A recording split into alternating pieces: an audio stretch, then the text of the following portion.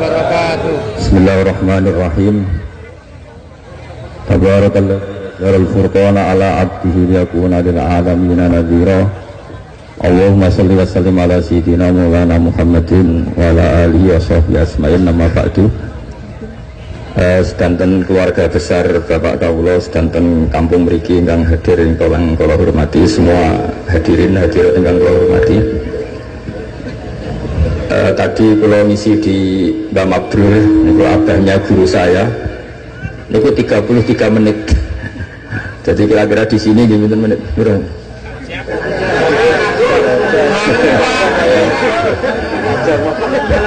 Saya kemarin dengan Ganjar itu Gubernur Jawa Tengah itu malah 7 menit.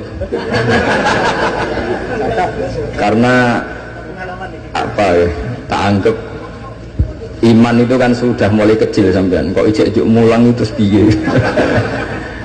Jadi kalau singkat itu artinya saya percaya iman sampean sudah apa? Benar. Kalau ngajinya lama, nanti kalau sampean nggak paham, terus diulang suwi orang paham itu.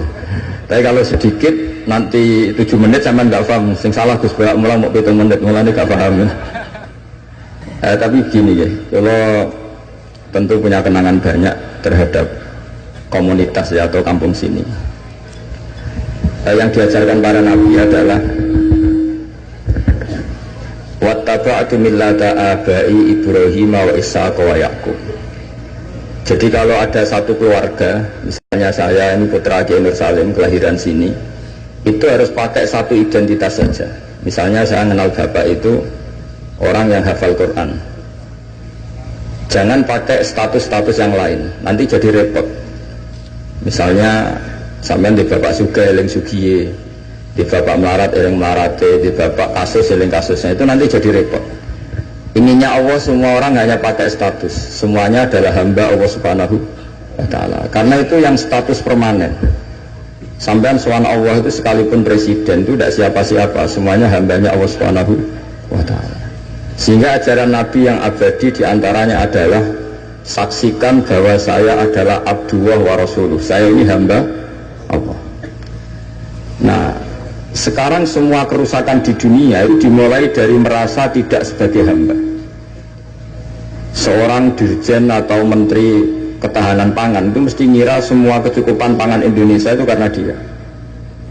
Kecuali dia pernah ngaji, mungkin agak baik perasaannya. Padahal andaikan petani itu tidak mau nanam padi, pinternya kayak apa menteri, tetap kita kurangan apa? Makan. Masalahnya ketika petani menanam padi terus itu biasanya karena nggak punya selera atau karena bodoh.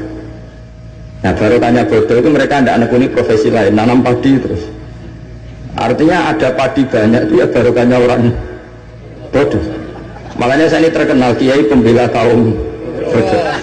Karena kalau pinter terus nggak nanam padi itu nggak ada gunanya. Profesor ketahanan pangan kayak apa rapatnya, kalau nggak ada nanam padi mau apa? Menko Polhukam juga gitu, buat rapat untuk kestabilan tapi masyarakat tidak tepo seliro, tersinggung sidik bacokan, tersinggung sidik carok. Apa gunanya kepinteran para Menko Polhukam kalau perilaku masyarakat gampang konflik? Jadi sebetulnya pengendali Indonesia itu kita semua. Maka sebetulnya yang pembantu presiden ya semuanya, yang jaga keamanan yang jenengan semua. Kalau nggak mudah konflik ya Indonesia nopo aman. Mungkin bedanya sampean dengan menteri keren sampean. Mereka digaji sampai sudah tidak butuh gaji. Jadi ini kelebihan yang kita harus bangga. Makanya saya kalau jadikan, saya pernah ditawarin jadi PNS Kemenak, saya nggak mau. Takut saya biasa nggak butuh gaji menjadi butuh apa? Gaji. Kan keren nggak butuh apa? Gaji. Nah ini penting saya utarakan supaya agama ini terkonsep secara permanen. Sehingga dalam tradisi ulama, agama ini tidak pernah dipasrahkan ke siapa-siapa. Karena yang ngurusi agama ini hanya Allah Subhanahu wa ta'ala.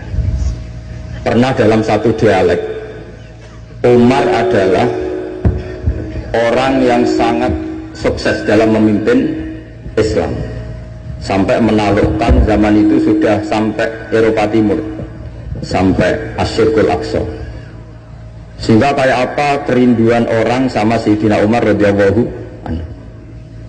Singkat cerita mereka tidak kebayang kalau setelah Umar itu ada pemimpin yang sekali berumar. Sehingga Umar dipaksa dengan tanda kutip dipresur supaya bikin pengganti suksesi.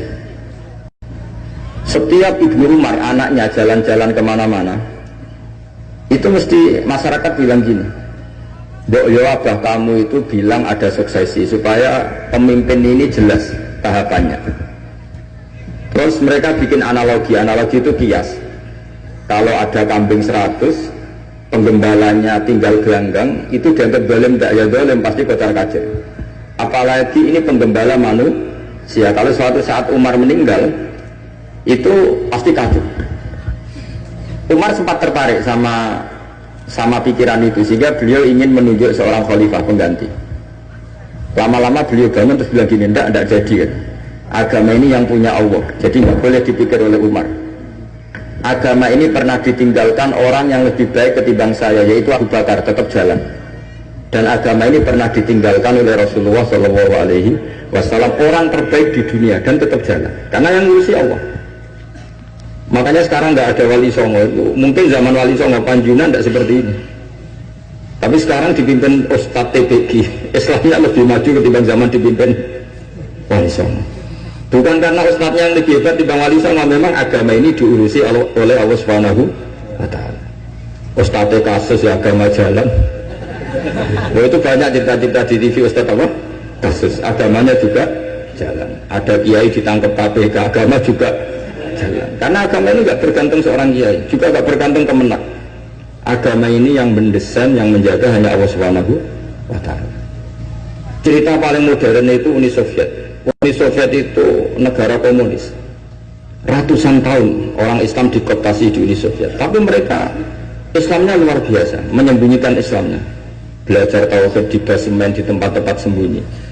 Ketika Uni Soviet hancur lewat glasnost perestroika itu, langsung jadi negara Islam. Ada Uzbekistan, Tajikistan, Chechnya, itu semuanya jadi negara Islam.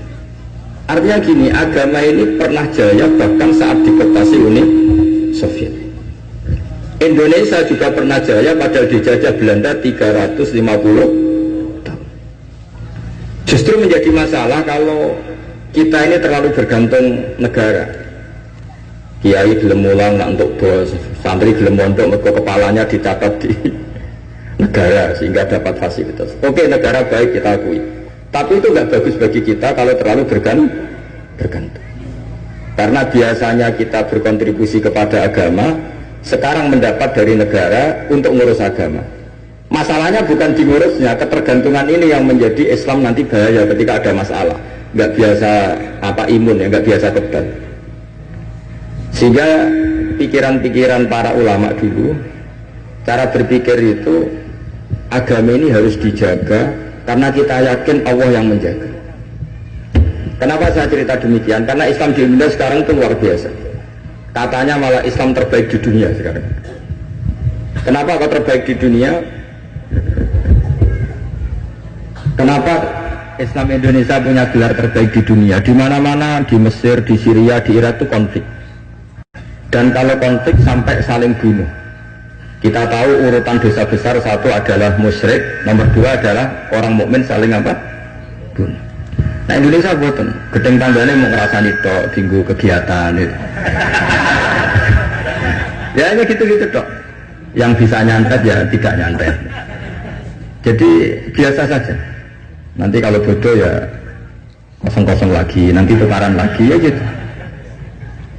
Makanya kata Mbah Mun, kamu harus bangga jadi orang Indonesia. Karena kita tidak mengalami dosa terbesar. Setelah syirik itu dosa terbesar adalah saling dan Indonesia itu tepol siloronya luar biasa. Sekarang pertanyaannya, tradisi tepol siloro itu ditanamkan nenek moyang kita apa mengikuti konsep yang dibikin negara? Nenek moyang kita. Sebelum ada menteri pertahanan, menteri yang ngurus sistem keamanan, itu yang menjaga stabilitas kita adalah kearifan kita. Lalu sekarang kearifan kita mau kita gadekan, mau kita berikan. Wah negara aman kalau menterinya ini, agama benar kalau menterinya ini. Mana pernah kita bergantung sama negara zaman dulu. Meskipun kita menghormati negara, sangat-sangat menghormati. Tapi jangan sampai kelangsungan kita hidup ini bergantung sama orang lain. Kata Rasulullah SAW, kullukum ra'in wa kullukum mas'ulun an ra'yati. Semua kalian adalah pemimpin. Semua pembantu presiden, semua pembantu negara, semua pembantu kelangsungan kestabilan masyarakat Indonesia. Orang yang nggak suka konflik berarti membantu Menteri Pertahanan. Meskipun dulu kamu milih 01, dapatnya 02. Itu barokahnya Indonesia. Milih 1 dapat 2. Betul, saya itu punya doanya Mbah Mun. Sebelum wafat beliau itu nyatet doa. Itu diantara doanya itu Allahumma alqi bainahuma ulfatan wa mawaddatan. Ya Allah, jadikan dua tokoh ini yaitu Jokowi dan Prabowo, Pak Jokowi dan Pak Prabowo ulfatan, saling asih dan saling mencintai. Dulu ketika masih panas itu saya baca doa itu agak ini bener gak? Saya Jumat sebelum Yai Haji itu masih ketemu Jumat.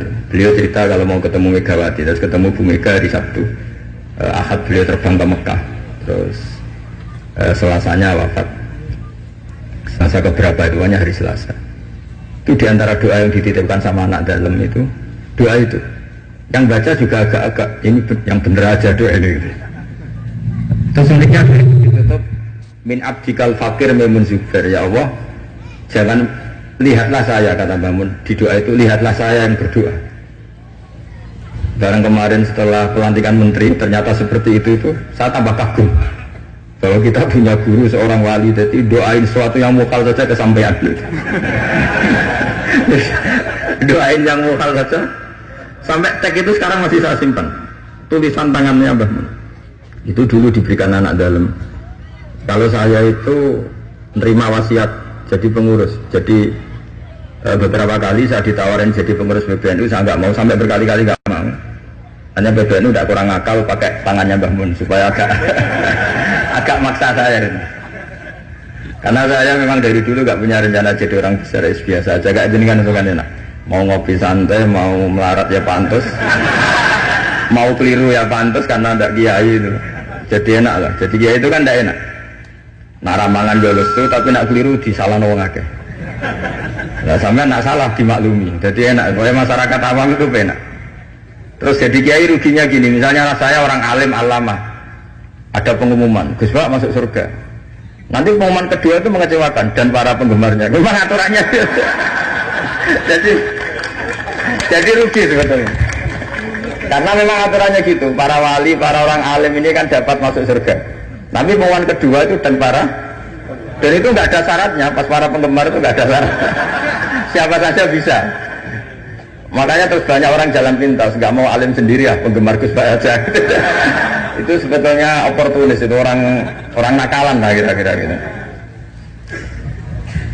Terus akhirnya saya ditimbali beliau, kata beliau menyuruh saya supaya mau jadi di antara jajaran Suriah. Yang unik dari wasiat beliau itu bukan masalah Suriahnya. Kata beliau, Indonesia itu harus kamu jaga, bila perlu nanti di lembaga dakwah NU itu melibatkan orang macam-macam dari partai macam-macam, termasuk partai PDI. Terus ketika tak tanya kenapa ya, sing iso jogo Indonesia itu nasionalis dan religius, dan yang menjaga ini penting, kata beliau. Ojo sampai Indonesia itu dosa paten pinaten. Caranya ya aku kudu rukun mbek Megawati dan mewakili kaum religius dan nasional. Kalau paten pinaten repot kayak Mesir, Syria. Jadi fikihnya Mbah Mun itu jangan dilihat misalnya seorang kiai ketemu Mega, enggak. Lihatlah ini satu ikhtiar supaya Indonesia itu damai. Indonesia. Saya termasuk santri yang akhirnya mencari-cari argumentasi itu. Singkat cerita, saya nyari itu di khazanah-khazanah kitab dan ketemu, yaitu Rasulullah pernah berdamai dengan Suhail bin Amr. Suhail bin Amr itu tokoh kafir Quraisy yang bisa mengendalikan Quraisy. Sekali dia komando perang maka perang. Padahal posisi Nabi sudah di Hudaybiyah, kira-kira 25 kilo dari Mekah. Itu kalau perang pasti banyak korbannya. Dan itu semua perjanjian merugikan Nabi, tapi diterima saja. Asal tidak terjadi saling bunuh, saling chaos, saling kolek. Itu yang ditiru Mbah Mun. Tapi sekarang orang enggak, kadang pakai hitam putih. Pokoknya saya putih pasti benar, ini hitam pasti salah. Yang dilupakan adalah Kalau betul orang lain itu hitam, ini pun tanggung jawab kita, karena ini juga umatnya Rasulullah Shallallahu Alaihi Wasallam. Sekarang ketika kamu melihat orang salah, itu jika itu bagian dari keluarga kamu, inginnya memberi sanksi apa membenahi? Membenahi. Makanya dalam sebuah kitab yang diceritakan Sarah Hikam, kitab paling terkenal di kalangan pesantren, kitab Hikam. Dan cerita itu benar menurut saya. Ini cerita versi kitab Hikam. Nabi Ibrahim diterbangkan ke alam malakut, terus melihat para pezina. Allah tanya, menurut kamu diapakan? Bunuh saja ya Allah, mereka makan rezeki engkau tapi tidak mengindahkan aturan kau, mereka pezina. Sama Allah diturutin. Terus dilihat lagi para pemabuk. Menurut kamu gimana, bunuh saja, mereka itu hamba engkau, makan dari rezeki engkau tapi tidak mengindahkan perintah engkau. Sampai sekian bentuk maksiat, Ibrahim usulnya bunuh saja, habisi saja. Lama-lama suatu saat, ini cerita yang di Sarah Hikam, Ibrahim disuruh nyembelih Ismail. Yang terkenal dalam riwayat memang yang disembelih itu siapa? Ismail. Meskipun ada perdebatan ulama apa Ismail apa Ishak, tapi kita milih yang Ismail saja. Umumnya orang meyakini itu siapa? Ismail. Nabi Ibrahim itu kagetnya bukan main, ngetek. Ya Allah, yang benar saja, ini samratu fuadi, ini buah hati saya, kenapa engkau suruh membunuh? Jawabannya Allah, Ibrahim, kamu ingat gak ketika kamu melihat orang-orang maksiat usul ke saya supaya dibunuh ya Allah. Kata Allah, aku itu ya gelo, itu sing gawe aku enak wae usul kon motan-motan. Kon saiki anakmu sing gawe aku. Takon mateni itu keberatan. Menangis Nabi Ibrahim. Ini pelajaran bagi kita. Kena orang misalnya nyuwun sewu cawe wedok nganggo sepeda motor luwanan sebuwan dari anake sapa ikut suruh. Tapi nak jelengno, oh niku ponakane jenengan pas ya. Mesti gitu. Sebetulnya keantian kita pada maksiat itu bukan karena maksiat. Orang itu tidak keluarga kita. Gayanya saja kamu tegas, sebetulnya enggak juga. Gitu. Jadi ini pelajaran bagi kita. Coba misalnya gini, ada orang salah koruptor. Kamu mesti benci sama koruptor. Coba bayangkan kali itu anak kamu. Mesti dulu ya wong mungkin buatan konangan. Nah, sama. Ini masalah Rasulullah. Rasulullah itu melihat semua umatnya adalah anaknya.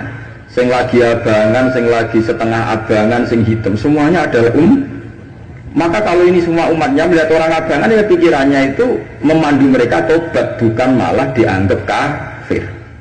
Makanya kita menolak paham takfiri, paham yang mengkafirkan orang lain. Karena ibaratnya paham takfiri itu enggak rasional, secara fikih enggak rasional.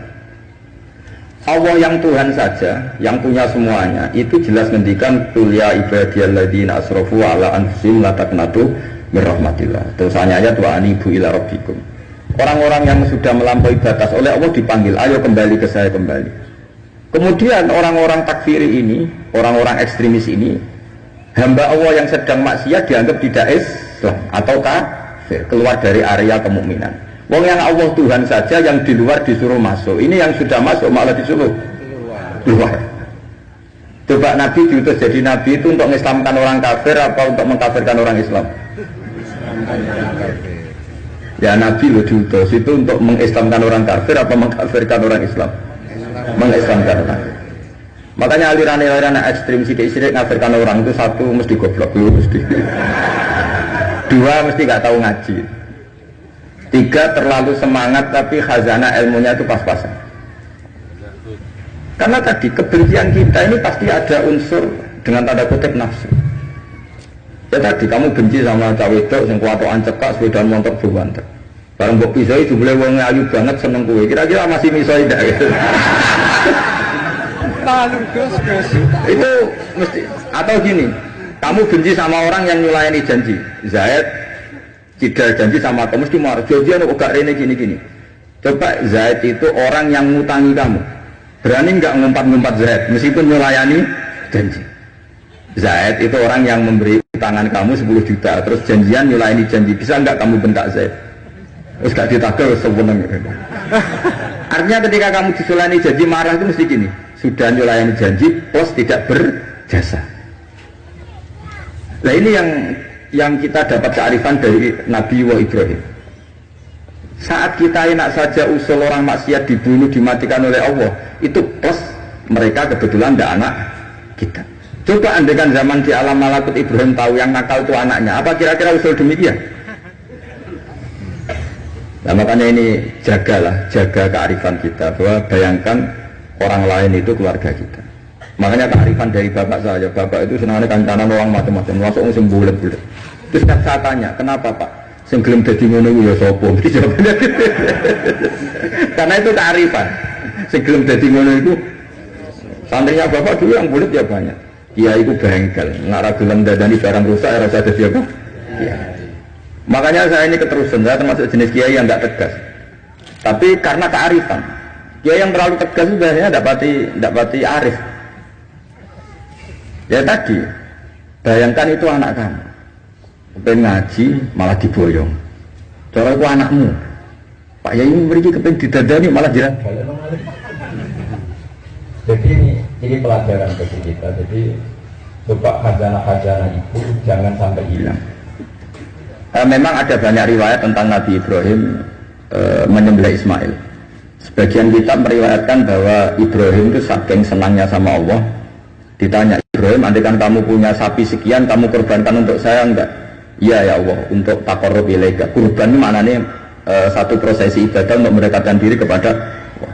Mana ada terima sapi unta, nak jenengan nyuwun anak kula mohon tak korban. Terus dites tenan disuruh nyembelih apa? Ismail. Tapi saya lebih cocok sama riwayat yang diterangkan di Syarah Kitab Hikam tadi. Jadi beliau mengalami kasaf, diangkat kasaf itu satu kemampuan untuk melihat alam gaib. Kemudian dipertontonkan Allah alam malakut. Terus Ibrahim main usul supaya orang-orang itu dihabisi. Suatu saat itu tadi diingatkan Allah, coba anak kamu sembelih. Lu gimana ya Allah, ini samratu fuadi buat saya. Terus kata Allah, ketika kamu usul langsung tak turuti, kalau saya usul kamu pikir-pikir katanya. Tapi ini anak saya, memang yang saya bunuh itu hamba siapa, itu juga hamba saya kata Allah. Nah semenjak itu Ibrahim jadi halim. Ibna Ibrahim ala halimun awwahumunib. Semenjak itu dia jadi halim, beliau jadi halim. Halim itu mudah memaafkan. Beliau enggak ya agak-agak temperamental. Makanya dalam tafsir diterangkan ketika Ibrahim ekstrim memakai beberapa berhala itu di Quran dijelaskan sami'na fatay yadhkuruhum yuqalu lahu Ibrahim. Fatan itu anak muda, jadi gejolaknya masih kuat sehingga frontal. Tapi ketika Ibrahim sepuh itu semua proses dakwaannya itu halus. Ya kira-kira mirip Wali Songo. Tapi itu bahasa yang salah ya, Wali Songo yang mirip Nabi Ibrahim nanti. Makanya yang benar itu madzhab ahli sunnah wal jamaah. Islam Nusantara itu nama lain yang ingin ikut ahli sunnah wal. Jangan ahli sunnah wal jamaah sekarang ikut Islam Nusantara, itu kacau nanti secara. Sering saya ditanya, Gus Islam Nusantara itu kan firqah sudah 73 ditambah Islam Nusantara 74 gitu. Ya kacau kalau seperti itu ya enggak. Islam Nusantara itu ya maknanya ya karena kita punya kultur, punya budaya, dan budaya itu budaya Indonesia. Tentu misalnya orang Arab pakai jubah, itu ya sunnah, kita yakini sunnah. Tapi orang Indonesia ya sudah cukup pakai hem, itu juga sudah sunnah. Jangan kayak orang Madura, karena kalau yang jubahan kiai ke Arab Saudi, supir taksi dicium, tukang angkot dicium, karena semuanya pakai apa? Jubah. Itu guyonannya orang Madura. Kan? Setelah di sana jubah, itu pakaian nasionalnya orang Arab. Oh iya. Makanya kalau melihat film Arab itu bingung, karena yang soleh sama penjahat sama-sama macaknya seperti itu. Kalau film Indonesia kan gampang, yang preman tatonan pakai celana jeans sobek-sobek, yang kiai pakai koko, kan enak. Ini yang soleh, ini enggak. Kalau film Arab bingung. Makanya kalau orang abangan lihat film Gus sing Abu Jaldi karena karena itu. Film Arab itu repot, film Arab itu. Dan lucunya orang-orang Arab itu meskipun fasik itu kalau sumpah ya bilang wallahi. Itu yang sering haji, sering umrah kan tahu, orang Arab kalau marah siapapun ya bilang apa? Wallahi. Nah itu maksudnya Nusantara. Tentu kita tetap yakin jubah, pakai jubah itu sunat, pakai seperti itu sunat. Tapi nggak usah berlebihan, terus harus seperti itu. Karena kewajiban kita yang penting adalah satrul aurat, nutupi aurat, meskipun dengan cara negara masing. Nah, negara masing-masing ini kemudian oleh kiai kadang diistilahkan apa Islam Nusantara. Sama lihat kan ulama-ulama Turki ya pakai turbus, pakai baju, yang ulama Rusia ya pakai baju khas Rusia. Ya semuanya pakai khas daerah masing-masing dan itu enggak masalah.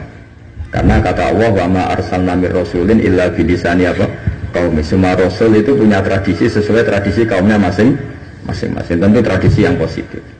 Jadi tidak perlu diperdebatkan. Tapi tetap saya ingin berkeyakinan bahwa pakai jubah itu ya sunat, pakai hem ya sunat, pakai pakaian ala Indonesia yang santun itu juga apa? Sunat. Karena sakofah itu satu tradisi. Nah, bayangkan kalau tradisi itu terjadi di perdamaian, kayak tadi Tepo Seliro. Sebelum ada Menteri Pertahanan, sebelum ada Menko Polhukam, sebelum ada polisi, orang Indonesia itu, misalnya dulu di sini ada Bandar Sam, ada orang-orang sepuh. Itu saya ngapain nom-nom itu karena rebutan warisan sisin, sungkan sing sepuh. Jadi tanpa ada polisi ini sudah ada kearifan yang bisa mengendalikan orang tidak rebutan warisan, tidak konflik. Sekarang enggak, ambil dulur konflik pengadilan. Banyak enggak orang konflik harta warisan sampai ke pengadilan? Kadang. Artinya apa? Ketika ada lembaga peradilan justru kita kehilangan kearifan. Makanya ngaji di sini saya mau minta sekali tradisi-tradisi kearifan kita hidupkan lagi. Ini yang terakhir saya cerita sujud. Terus orang terlatih tanggung jawab sendiri. Rasulullah itu betul bisa nyafaati. Itu semua ulama ijma' Rasulullah bisa mensyafaati. Tapi ketika anak dalam, kalau mungkin bahasa sekarang itu pembantu, anak dalam lah kalau dalam bahasa pesantren, itu ditanya, engkau mau nikah, engkau mau boyong, kamu minta saya apa? Ya Rasulullah saya kasih waktu 3 hari untuk menentukan saya minta apa. Setelah 3 hari anak itu ketemu Rasulullah, as'aluka murafaqataka fil jannah, saya minta supaya jadi temanmu di surga. Nabi tanyanya unik, kamu diwarai orang apa karena kamu sendiri? Jadi kalau orang pintar dadakan itu bikin orang curiga. Kamu pintar sendiri ya diwarai orang? Enggak ya Rasulullah, setelah saya angen-angen semua dunia ini zailah, bakal hilang. Kemewahan dunia, kenikmatan dunia pasti hilang. Yang enggak hilang adalah kenikmatan di akhir. Nah, maka saya minta satu saja, as'aluka muwafaqataka fil jannah, saya minta menjadi teman kau di surga. Apa jawabannya Nabi? Itu saja, tidak yang lain? Iya ya Rasulullah. Jawabannya Nabi itu nih, fa'inni ala nafsika bikasratis sujud. Saya masih ingat teksnya. Fa'inni ala nafsika bikasratis sujud. Saya minta tolong, bantulah saya, kamu harus memperbanyak sujud. Jadi makanya semua kiai, semua habaib, semua orang alim, siapapun yang ingin mendapat syafaat Rasulullah SAW, tentu onok modalnya. Mungkin yang kaya ya sedekah, yang miskin sabar, yang ya pokoknya ada amalnya. Nggak boleh gratisan. Nang dunia oleh gratis, swarga gratis. Jadi Nabi jelas menjawab, fa'inni ala nafsika bikasratis sujud. Maka bantulah saya, kamu sendiri harus memperbanyak sujud. Kemudian ahli fikih itu mengkaji sujud itu apa? Menurut cara yang disepakati ulama yang mesti benernya adalah diletakkan al-yaden 2 tangan berarti berapa? 3, ar-rukbaten 5, al-qadamen 7. Makanya ini yang disepakati ulama. Tapi banyak juga ulama yang mengesahkan sujud cukup pakai jabah. Jadi kalau ada orang bisa sujud agak ngongkrong, yang penting badu'e itu memplek, itu ada juga ulama yang bilang yang penting jangan dilakukan imam musola, nanti dianggap ya masa imam musola sujudnya seperti itu. Jadi prosedurnya seperti itu. Jadi tetap Nabi itu inginnya umat ini memberi kontribusi. Jadi Nabi tidak langsung bilang iya saya syafaatin, tidak. Tapi Nabi ngendikan fa'inni ala nafsika bikasratis sujud. Maka bantulah saya dengan memperbanyak sujud. Ya, Assalamualaikum warahmatullahi wabarakatuh.